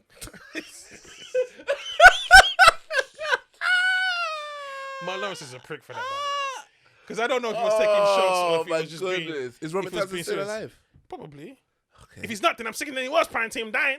Remember that? That was the shit on you. Is Richard Pryor still alive? Yeah. But he said to when he was telling the story, he said when I asked for your autograph, and he said, "No, do you remember this is Eddie Murphy?" No, Bruh. no. Bruh. Do you know what? Yeah, I think I'd heard so many stories about these plucky comics who just done something, you know. Like Chris Rock used to stack chairs in the clubs for stage time, and then, you know, Eddie How Murphy much do you comes in believe one in those night. stories? Or how much do they sound very, very good for the story? I think they're a skinny down version Of of what really went down. of a messier story. Yeah. But they give you a clean narrative to run with. So I feel like a lot of them stories, I'd be like, damn, for real? I'm not even talking comics now. Just you know, I was in my car one day and then I got hit by the producer of Friends, huh? And then he casted me in the season 6. You're like, what? I think because now I've been around some people that have had some level of success, I know the headline story and I know some of the details behind it as well. So like, so for example, like Fuso DG, for example, he blew up off the Azonto song. If you want to tell the headline story, it'd be a matter of he went to Ghana, he saw this new craze was popping off, and he's like, he went back to go and connect with the artist. He's like, no, we need to do something for this dance. Like, this dance needs to go worldwide. He comes back, makes the song. He works with a Ghanaian producer, and that was it. He blew up. What I also know is, you know, this guy was doing hella viral videos. He was very targeted. A guy I went to primary school with is his manager. He's very sharp, very well educated, and put a lot of smartness into how they did it. They used dance challenges. They used all kinds of things to go in. So when you look at the full story, you go, okay, no, this was a lot of work. They were well placed and they did what was necessary. But if you just tell the headline story, it'd be like, yeah, all I need to do is go back to Africa and I'll come back, I'll be a star. Do you see what I'm saying? Yeah. And I remember Azonto had a run as well. a big run. What Had do a you good mean? run. That it really worldwide. Yeah, it did, man. Really like a big worldwide. It's funny how you dance story. forget, you know, how at that point we were going mad over the Azonto. Bruv, But the then internet's like Nigerians that, saw that bro. and said we have to do our own. Yeah, we couldn't let that slide for too Can't long. let that slide. Shaku came in. Bro, we've had a few dances since then, but the idea is that like that thing I saw like people in Norway, people in India, people in China, everybody was doing that dance. People was know we're big. doing Azonto. Yeah, White people were doing Azonto. They were yes, destroying Azonto. bro. Go and type it in, bruv. They were really out. Like Azonto really went everywhere. Azonto. I couldn't do the Azonto. You couldn't do, and bro, funny story. I was at the video shoot for the Azonto. Bro, this is one of the most embarrassing moments in my life. Everyone, basically, the way they were shooting is they had like a set of shots, and then basically all the people that had been invited, because I knew Fuse, like I know him, but so he kind of said, "All right, come down, we're shooting a video." So it's like everybody who's like a cameo, you can come through and you get your moment in front of the camera. I started doing the Azonto. The director stops everything, goes, "Do you know how to do the Azonto?" I said, "My goodness, Cut! my good." Roll camera. Let's do that again. Do you know the embarrassment, bruv? Obviously, I didn't make the cut because you can watch the video now. I'm not there, but I was on set that day and I felt like trash. Why did you not to do the Azonto? I felt like I did. Wow, you're doing a trash version. Well, to be honest, yeah, I had learned the Azonto from YouTube, and I felt like the parts that I was doing was like, you know, there's always like the seasoning around the dance. So you know, before you start doing the dance, you might start doing a little two-step. You start shaking your shoulders, then you get into the actual dance. I was doing all the seasoning. I wasn't doing the actual dance. So there's certain aspects he was expecting to see, like the pointing and the, but I was doing all of like the stepping and getting ready, and I thought I was actually doing the dance. Really, it was just. So did they film you do it then? Yeah, it's probably on camera somewhere. I don't know. I don't know if they delete that straight away. Like delete. What's worse, not making the final cut, or you know, the fact that you did the dance? The dance itself isn't bad. It's just that it wasn't specifically Azonto. Who else was in that? Who else was there? On Was that Eddie day? in that one? Yeah, Eddie was there. Did Eddie make the cut? Of course, I'm sure. Eddie did the Azonto. Yeah. But Eddie could do the Azonto though. Yeah. I remember when Eddie, when I saw him, when I saw him dancing, I was like, nah, I ain't about to learn how to start dancing.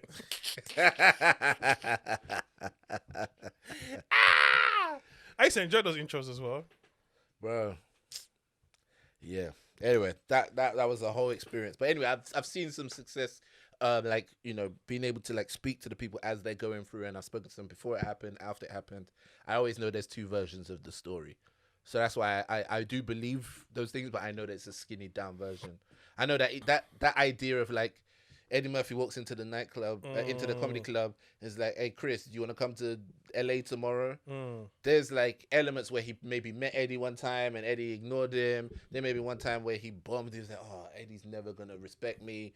It may have been times where, Eddie was like, "Come on out," and he was excited and he got there and maybe he was a little bit disappointed, or maybe whatever it is. There's so many elements to that story, but the good part is. He picked me up in the comedy club, flew me out to LA the next day, and I got a part in Beverly Hills Cop. But that happened though. The maddest thing is this though. The maddest thing is this one. He flew him coach. Well, no, Chris Rock said he had never been to LA. That's why you just know it's mad in America, Bro, for real. Never been to LA. And his mum was like, "You're not going nowhere." Because I don't know Eddie Murphy. He might be on drugs. Bro. He said he had to tell his parents. By the way, he already packed and everything. He didn't have to bring it to his parents.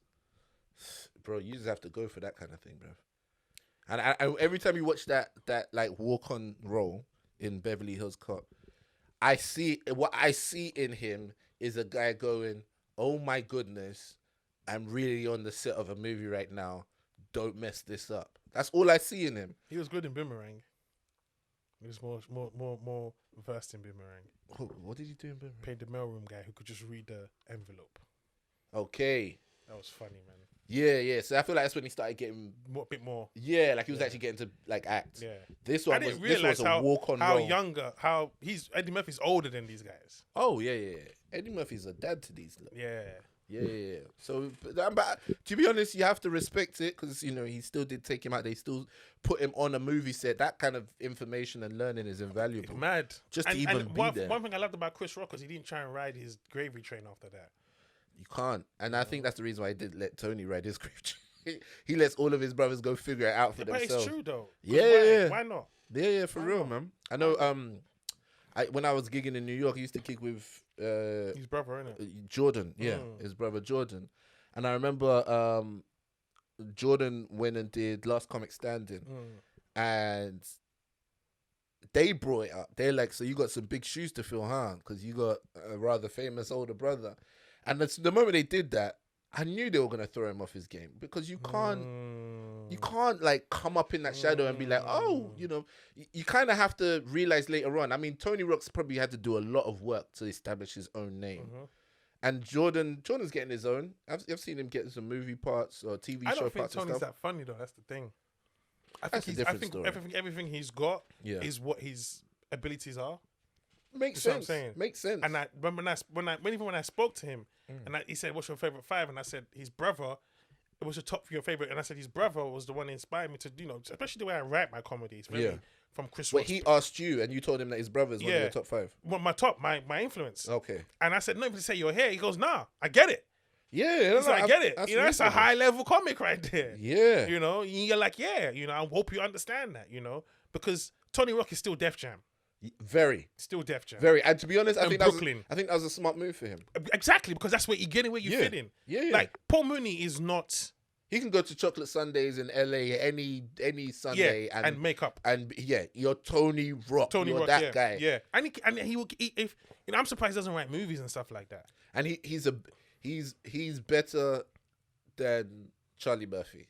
Put it that way. As a stand-up, yes. As a stand-up. And he can host, he's got presence, he can do jokes, he can get you laughing. Yeah. A special, I don't know. He tries to be a bit, deep. But again, if you look at someone like Michael Shea is a better stand-up. And I only compared him to Charlie Murphy because they both got famous brothers. That's the point I was trying to make. I was trying to say that Charlie Murphy has had to come up in Eddie Murphy's shadow. And he did a very good job. Very good job. Via Chappelle Show. He was in CB4 before that. He was acting before that. It was in Murder Was the Case. He's been good. It's just that you will never see it because of Eddie Murphy. Charlie, he has a weird cameo in Martin Lawrence's sitcom. In Martin, is it? Yeah, Martin gets a TV show, like a talk show, like Montel, for example, and someone he has people in the audience, and one of them is Charlie Murphy. Okay, and he's just this kind of like, it's very funny. It's very interesting. Chappelle Show. Fortunately, the thing is this: he said when you go into auditions, can you smile like your brother? Dave Chappelle, because he's black as well, and he's a comedian himself, didn't do that. He didn't ask him to be his brother. He's just listening to him tell stories at the lunch break and saying, we need that. Yeah. That's the vision. That's someone that can... All Charlie needed was someone to bring out how his funny works. 100%. But they wanted to bring out how Eddie's works. Yeah. Impossible. Yeah, no, you don't try and get another Eddie. You try and figure out who is Charlie. Because Charlie's funny. Yeah. When he talks. Okay, yeah. So you just have to find out how you bring his funny. Yeah. He might not be the greatest actor or stand-up, but there's something funny. There is. When he says pancakes. No, it's the one where he said when he slapped Prince the next day. See, and you know what it said? It's one of them ones where, you know, when your hand goes down on the face and his head bounced off the counter. It's because, it didn't have to give that much detail to the story. But when he does, that's where the funny is. Yeah. Or when he said he's in a restaurant and that American football player who had an accident and was paralyzed from the waist down, but he said his head could still move. Yeah. He said he had some bitches with him, you know, and he was doing all right. So he had these, you know, waiting our food. He's like, fuck Eddie Murphy. Fuck him. And he goes, you know, I didn't like that. So I go over and then go, you want me to flip your chair over? And stomp your mouth? Hold on. I couldn't. The way he's... See, the rest of your movie, you want me to fuck that up too?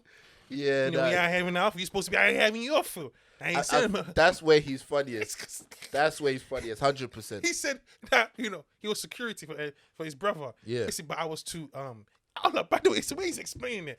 I was too emotional in the so they had to remove me from that part of the organization because I'm the nigga that's just like, yo, Eddie, bow.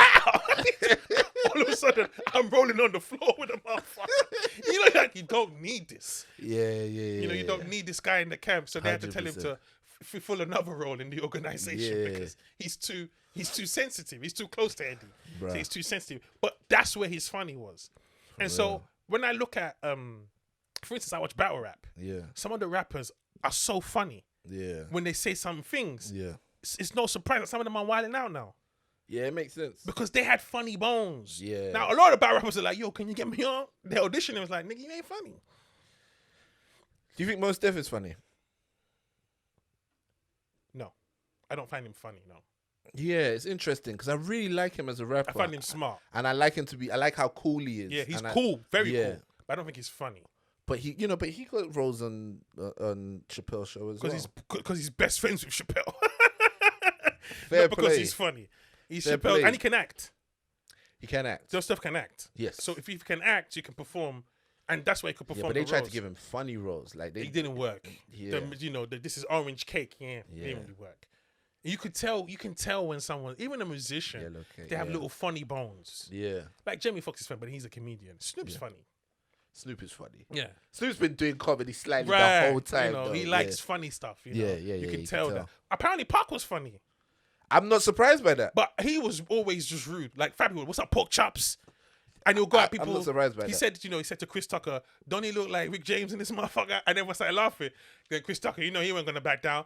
He said, oh, look at Tupac. It's the moon. Make a wish. Pac's laughing his ass off, by the way. Yeah. So he likes... Yeah. But he likes to dog on each other. Yeah. Let's cuss each other out. I feel like that's what probably kind of last year would have had with Biggie as well.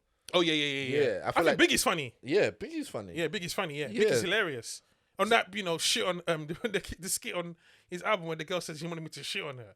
And he goes, the bitch said she wanted me to shit on her. And like, what you want me to do? I'm supposed to... I might shit on you, not call you after I hit that shit on you like that. She goes, no, she want me to cock over and shit on her stomach. I'm saying, what am I supposed to do after I'm supposed to hit that after? It's him. So after I shits on the bitch.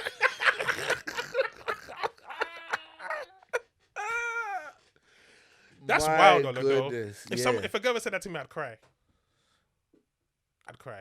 You'd cry? Physical tears. I'd say, because the world doesn't need something like this. Could you do that, Allah? Bruh. For a meal. Let's do that dumb philosophical game. What, would you poop on a woman for a meal? Yeah. Oh, yeah. That's disgusting. Bro, for a meal. But you know what it is, yeah? Bro, what's the difference for me? This is for our listeners, man. I apologize. I'm not the one being pooped on. I wouldn't get pooped on for a meal. For our listeners, I apologize because, this is how my mind works. But what kind of poop is it, though? Let's just be honest. Because hey, let's be honest, yeah. From a very intellectual standpoint, yeah. Taking a poop is actually it's a relief. Yeah. You know, it's a comfort thing. It is. It's something that's needed. It is. Now, in this circumstance, it's a buff thing under you. Is it one of them ones where, you know, when you're in someone's house and you're letting it rain? Or you're trying to keep it low. It's not the best of best. But you're trying to not stink out the yard. Bro, whoever's paying me the meal, I'm going to ask them, what do you want to see? You want it? How do you feel? Wow, you're just comfortable, yeah? I'm like, yo, do you want me to eat F4 first? Or sweet corn? All right. Do you want to see decoration in it? Tell you what sends you to the toilet. Hot cornflakes. What? You ever done that? Or hot Frosties where you put the Frosties with milk and you just Actually, put I think I did that as a kid. But I never... It is not good for you. I think it's just the warm milk. Yeah, that makes you get nice and... It's just so sweet as well. As a kid, you just... I used to rinse that as a kid. It's a poverty meal, by the way. I used to wax that. It's a poverty meal. Poverty bill. Yeah. Because, you know, hot cornflakes, you know, it's like almost like eating hot rice or something. Anyway. Golly.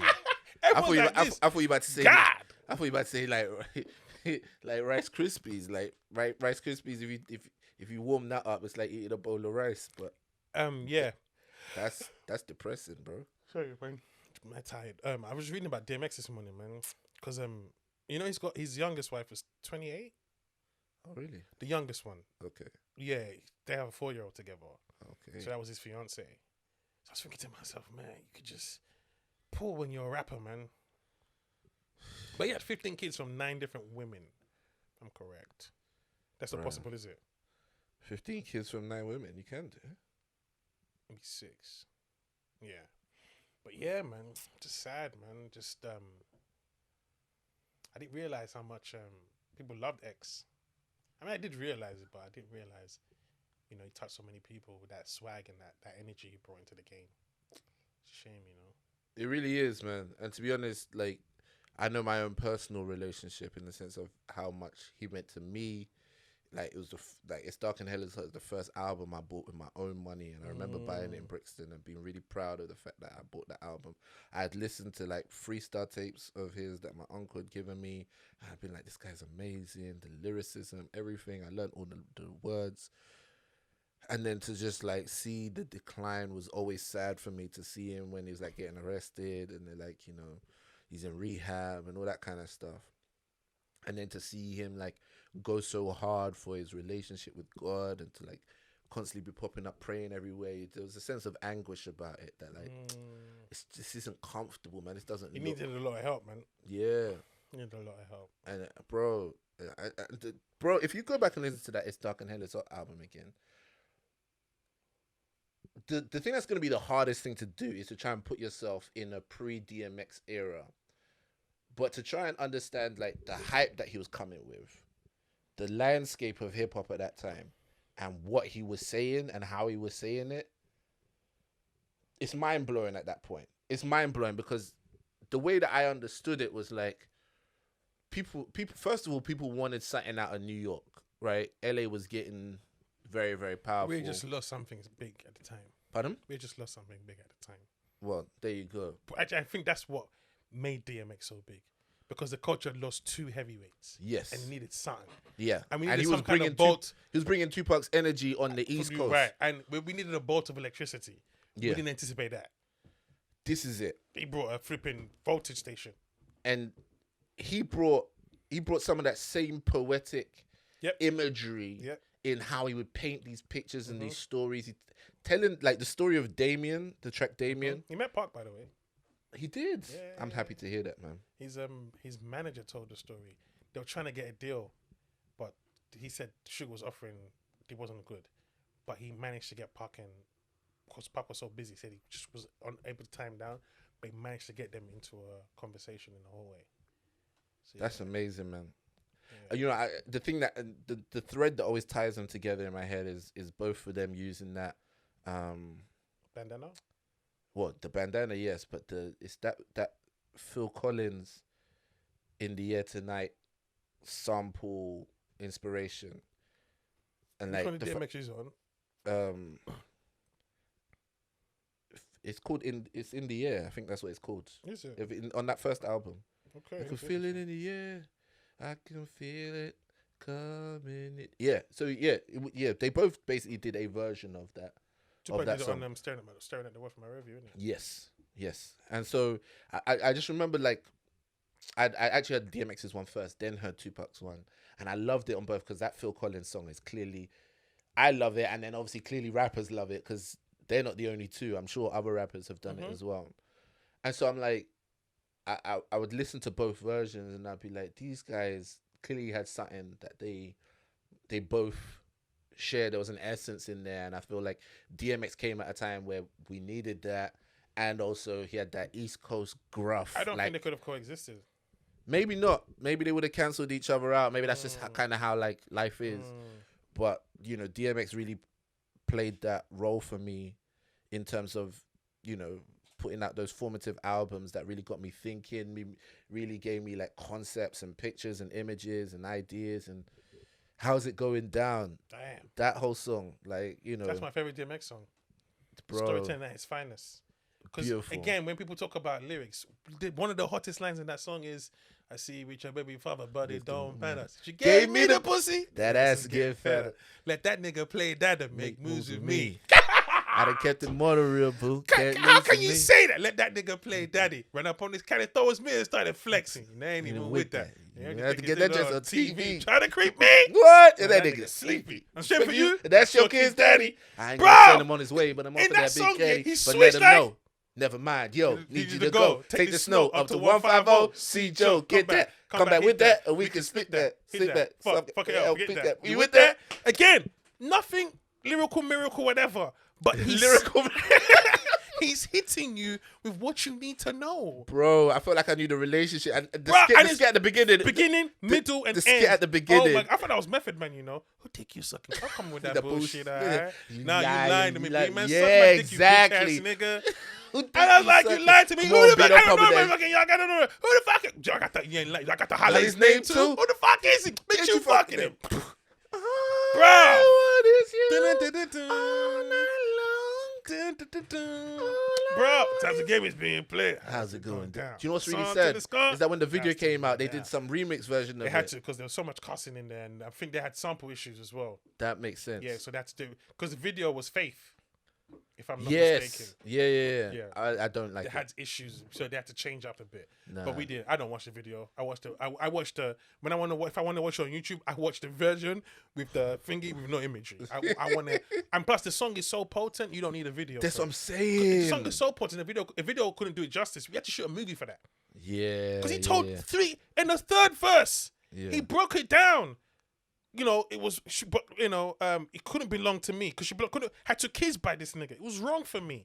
Like he's saying it, because even though I like her, but she belonged to cars, couldn't belong to me. Yeah. So he's talking about his predicament with this girl, but Yeah. she's a shorty that you know, that he loves. And plus, I think it was also about his relationship in life as well, because he was married to his wife for 14 years, Wow. but he was also dipping out. Yeah. So he had that issue.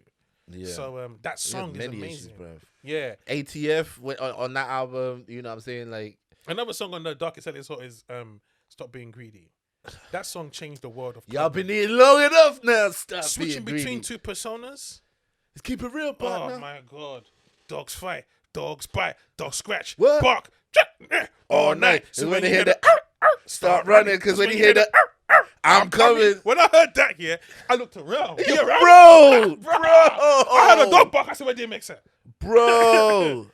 That song? But on that album, there's at least two lines that right now, his whole life would have been cancelled off that, bruv. Which one's that one?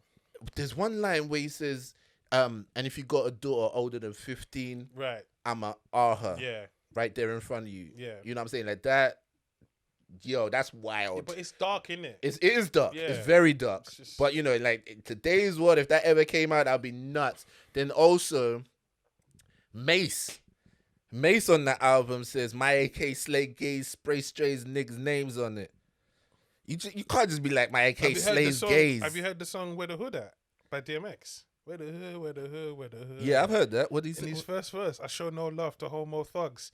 empty out, reload, and throw more slugs. How you gonna explain touching a man? Even if you squash the beach, how you gonna explain fucking a man? Even if you squash the beef, I ain't touching your hand. I don't fuck with chumps. For those that been the girl, for those that's been to jail, that's the cat with the Kool-Aid on his lips and pumps. I don't fuck with niggas that think they broads. Only know how to beat one way. That's the dog. That whole verse gets bleeped out. Yeah. Because it's hella homophobic. To be fair, yeah, someone did post that verse when he died, and it's like, nah, we're not celebrating this homophobic, blah blah blah, and people were like, nah, get that out of here, man. Come on, man. Everybody. I don't know why people do that. Why you post a moment, a caption of his life when he dies to say what? Like everyone's going like this. Oh my God, how could we forget? Next thing, fuck DMX, he deserved to die. Like, is that what you think that's the energy that's gonna change? Nah, behave, man. Shout out to Daniel Kaluuya before we go. Man won real. an Oscar, bro. An Oscar, bro. I mean, that's real. Do you Tell know what, me it's real. That's real. Part of it is the part where, you know, we have this discussion all the time, which is, you know, they hold all the keys to validation. So once they give it to us, we're like, my goodness. And, you know, after the whole Oscar So White season, it's like, it's a little bit tainted. It took a hit, because but the reason, but at the same time, if Kaluuya is different for me anyway, is because I know Kaluuya. Bro, this is what I'm saying. And I saw where he's come from. When you've seen a brother work hard and you see him get that kind of accolade, the celebration is different. And I feel like that's part of what I was trying to say with like Fuse and all the other people that I've seen kind of go somewhere. Is that the easy story is like, man was acting here and they weren't even giving him all the roles. The man just went America and popped off. No, it wasn't exactly that. My guy's had consistent hard work throughout time, man. And if you've ever been around him, you know he's always been humble. Even when he's been, you know, recognizable. But he has to be. He's from Finger, Uganda, isn't it? It's not like they have a crew of them here. Anyway, carry on. Yo, calm down, bro. It's not like you went to the rave. The Ugandans make some noise. It was only Kaluuya saying brap. Bro, Ugandans are coming out the woodworks. Now they are. Real, now they got a voice. Yeah, but you know, to see that brother, like, there's sketches that, you know, we're both in. He's a good dude, man. He came to my DVD recording, 21. Respect that. You know what I'm saying? And he came on a very humble tip. Yeah, man. Bro, I think he asked me, can I come through, like, maybe close to the event? And I was like, yeah. He was like, oh, thank you so much, bro. I was thinking, like, I'm the one who's really, like, benefiting off the fact that you're coming to my show. But he was thanking me like I really did him a favor. There's someone else, actually, who had a little bit of fame. Somebody I spoke to had a little bit of fame. Had his agent call me. We'd like him to come down to your show to get some tickets. Nah. He ain't won no Oscar. Funny thing is, I didn't even. He was in an Oscar-tipped movie. You know when you. Oh, I know who this is. You know when you know of someone. So I knew of Kaluuya through that Jay. But first time I ever met him was on Jay's birthday. We went go-kart racing. Oh, nice. We all that. Jay's a prick for this. He said me and Kaluuya would never stick to time. They gave us the wrong time. Me and Kaluuya dead 8 o'clock in the morning sharp, waiting for everybody. We started laughing thinking they got us in it. So we just spoke. We started talking from there. Jason shows up laughing his ass off. The hair! Because we were the first two. So that was all right.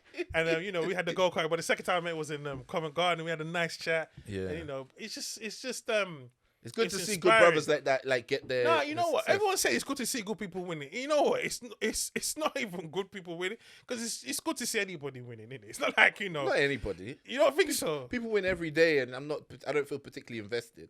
I might be like thumbs up or whatever, but I don't feel invested. This one I feel invested because I've seen him be a nice guy to me and people around. But what I'm saying is, even if he wasn't a nice guy to me, it's still fair. You just wasn't a nice guy to me.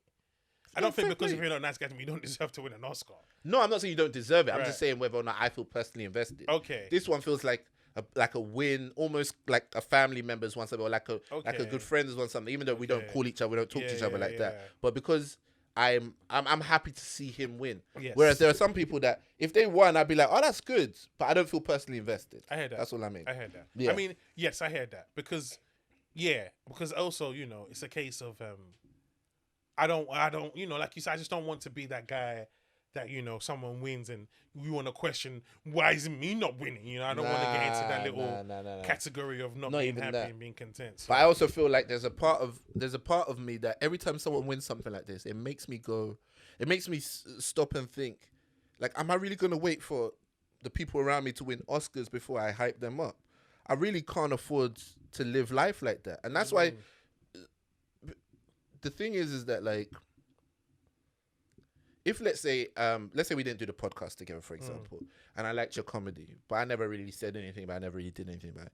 Then tomorrow, like, Chappelle picks you up and says, I come on tour with me, you blow up around the world, you get Netflix special and so on. I'm like, I've always loved Fumbi, blah, blah, blah. It's like, hey, brother, relax, man. You're saying that now because the hype is all there. For me, I have peace in knowing that I like your stuff. I tell you now, bro, you're an icon. You know what I'm saying? I shout about you. I post you now, even when there is no... Yeah, and then, you know, the maddest thing, that's real. I see what you're saying. Yeah. But at the same time, you know, you have to understand there's so much in this world that goes on. Yeah. That, you know, what I've learned from being on the other side of the fence, the same fence we're on, because you put yourself on the other side in the sense where you're looking from a fan point of view. But if you put yourself back on the creative point of view, which way you are, you have to understand, you champion things silently. True, you and do. there is a beauty in, trust me, man. One thing I love is when I find someone who I didn't even know loved me like that. I didn't even know it. But you know, here's the thing though. If they champion you silently, you blow up and they continue to champion you silently, fair play. Yeah. What I'm talking about is sometimes the you only remember to champion them. So you say I was championing them silently, but all of a sudden they blow up. Now you want to champion them in public. Yes. No, it's because now you want to associate yourself. But that's how it appears. That's how it appears. Like you want to But show did you that, ever like, post? Did you post a picture of you and Kaluuya when he won the Oscar? No, I didn't post him when he won the Oscar, but I did post when he got nominated for the Oscar, and I mean I don't know if I'd posted, but I've always said like that guy is a cool guy. I really want to see him. My win. thing is this: I don't post when the movie's even on my. I don't post when they win or when they don't win. Yeah, simply because when he won, I will never now look for a picture of me and him and say I always knew my boy would think, because I've not posted that all year. Yeah, and I know what that's about. That's more about me. Yeah, trying to show you that I know him. Yeah, so I'm not really on that one. And real recognize real. You know who respects you, you know who doesn't. Yeah. What I'm saying in a sense is I'm always for man, you just know who's got, like, you know, like you know when people champion you, man. Remember Aidan Saunders, who does the print works? Yeah. You just know. Yeah. You just know. Too much. To be honest, he hadn't even listened to the pod, and he apologized to me the other day, and then started like binge listening to everything. Same to me. And I was like, yeah, that's a real yeah. You just know. So more time. What I've learned as well is I don't take things personal no more. I just watch the energy. Yeah. And and what I've learned, if I want to do something, I have to do it. I'm the burning light. I'm the shining torch. Facts. If people can't match the energy, then that's okay. Yeah. I've got to carry that. And then you're right, because part of me is always in that. Oh, now you want to ride the wave. And now you want to jump on the dick. But people can only ride your dick when it's hard. But that's what I'm saying. Like, I don't think we should all be D riders. I just feel like Ola, man, the D riders are what keeps the game going. If you win an Oscar tomorrow, there'll be so many people on your dick, you'd want to get rid of it. I get that 100%. But I think all I'm saying is it's a reminder that people need celebrating even when they haven't had the Academy give them a statue. I completely agree with you. But that's just not the world. That's the problem with the world. Yeah, true. You're right. Because people don't love me until I'm in Gucci. You're right. But I'm saying wearing clothes. We have a chance to practice it differently. But we do practice it differently. Well, that's what I've that's also what I'm saying. learned is, unfortunately, majority of the world, we are stuck in superficial. True. We are stuck on that's a good look. It's a good, we do love a good look. So if I'm in a picture, if I could be practicing, I could be writing the best story of the year, but it doesn't mean nothing to no one. I can post, if I post 4 pictures today with Anthony Joshua, Daniel Kaluuya, and me chilling with Jay-Z in an office, I'm already somebody. And no one even knows what I'm doing. Yeah. It's just how the hell am I with those people? Yeah, 100%. That's it. And that's the gray area that you're talking about. Yeah. And I get that. When some guy tweeted that I'm one of the best comics in this country, I was just like, who is this guy? But those guys are the real ones. They're the easiest to see that they're the real ones, because you know it's not like they don't gain that much from shouting you out. I didn't even know who he was. Yeah. And I was shocked to see even tag me. It feels more genuine, is what I'm saying. Absolutely. And I feel like this is the only time you can really enjoy compliments. right now. Oh yeah, right now. There's gonna come a day when compliments are gonna be like. It's not even that I can't enjoy them no more. It's just you're chasing yourself, and so you're True. worried about making your next project. But it's not even gonna sound real to you. It's gonna No. sound like when a pretty girl hears that she's pretty, she's gonna be like, "Thank you." Or it's Whatever like it when is. you go to Jay-Z and tell him, "I think you're a great rapper." It's like, you really think I've not heard that before? Yeah, You know, exactly. you want something different. So this is the time to really enjoy But I compliments tell everybody the and only give time- them to people so they can enjoy I tell them. everybody the only time I tell everybody enjoy the journey. Once you get to the destination, the journey's done. There's nothing special about the destination because that was just the goal.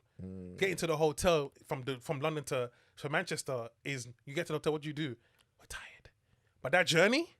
Did you see what happened when the tower went off? When we put into the thing and he ran away. Oh my God, the traffic, the rain. Oh my God, the car. Isn't this a nice car? The gist, the banter, the karaoke. That's the journey. Yeah.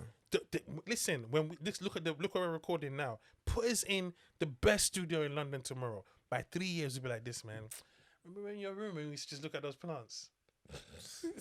That was the journey. Hey, don't talk about my plants right now. My plants are struggling in these streets. Remember I told you Joe Budden when he first hit the podcast was beautiful. Oh, this guy's winning. Yeah. Now he's a character. Who's gonna talk to me today?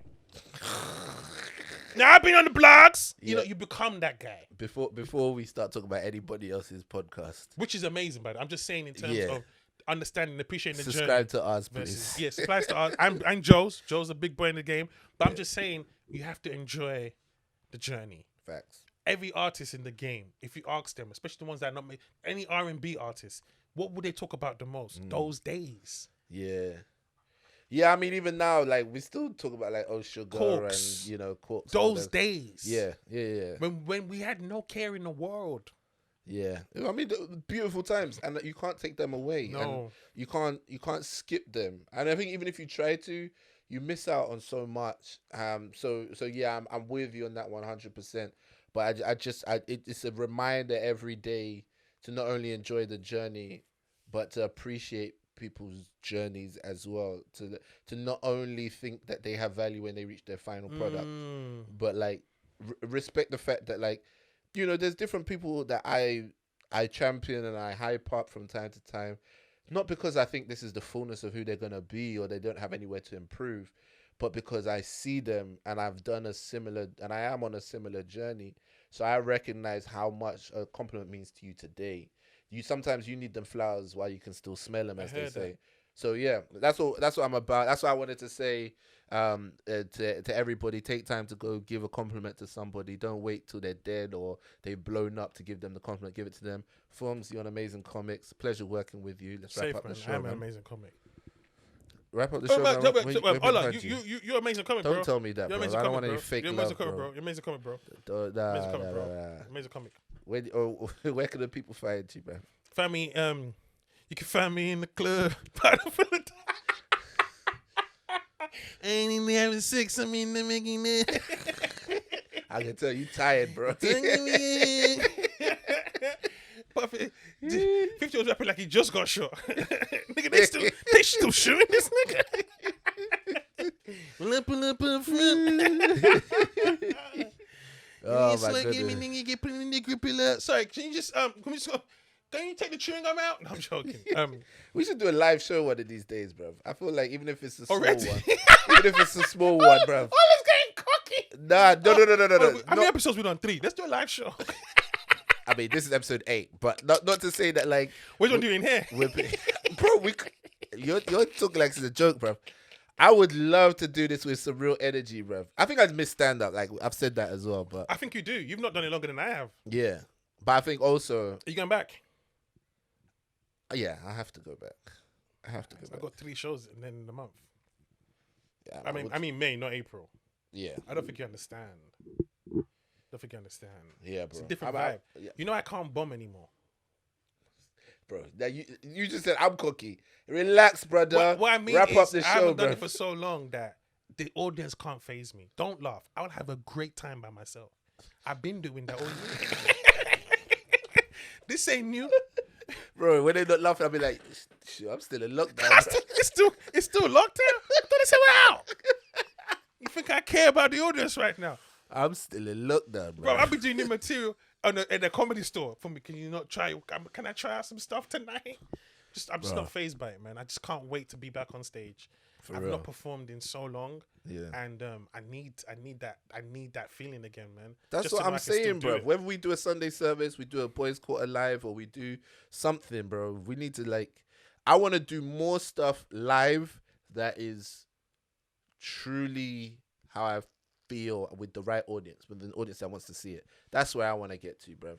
I feel like that's part of what spoilt me in this period is that when you're doing content online, you're not performing for people who, are just at the comedy club and you're just another act. The people that watch this and so on, they tune in to hear us. That's fantastic, and I want more of that. I think we've done enough of like traveling up and down the country, random audiences and so on. I think it's about time. We deserve to work on our own audience now. We've got the skills. I mean, it's that the traveling up and down the country was not for your audience, though. It's for your skills. That's what I'm saying. We've got the skills now. So now it's now we can actually give our audience something strong that's road tested. But anyway, that's not the point. The point is, where can the people find you? At Fumby, man, and everything, man. That's on everything. That's on neighborhood too. That's on neighborhood. The socials are quiet right now, but that's because there's a storm coming. Okay. When there's a storm coming, you just you don't warn people to like 2 days. Bro, that's really bad social media strategy. You don't warn people to like 2 days that the storm is coming. That's poor. Y'all got to get the fuck out of Dodge. But panic. But yeah, at Ola the Comedian on everything, on Crip. And please make sure that if you do want to watch the videos and you do want more content, episode 5 had a bonus. If you listen on audio, if you wanted to hear the bonus, it was about cheating. Why are you emphasizing bonus so hard? Because I want people like to boner, recognize. by the way. That's because Episode that's 3 how had a you boner. hear it. That's how you hear it, bro. So episode 5 had a bonus episode. Go sign up to the Patreon, patreon.com/Ola the Comedian. Shout out to all the patrons up there. We need to start giving the patrons more love. Like, like in church where they give the tithes, the people that tithe, they give them more love. And the more money you tithe, the closer you get to sit in front. That's the whole point. That's why they get to listen to an episode a week early, and they get the full video as well. I think my friend Kes thinks she's a patron because I keep sending her the links. I'm like, you're not a patron. I'm sending them to you. But she listened to the whole thing back to back. Okay, dope. She loved it. She said she was dying. She called me to relay each episode to me, word for word, for each podcast. That's fantastic. So I'm not about to do another podcast with you, bro. People really be telling me the jokes like I wasn't there. And That's then fantastic. you said to Allah. That's fantastic, man. Appreciate you, sis. Much love, guys. You know all the boring stuff, the liking, the subscribing, the following, all the stuff that keeps all of this going. Please do that. And then with the monies, patreon.com/Ola the Comedian. Let's go. Until next week. Peace.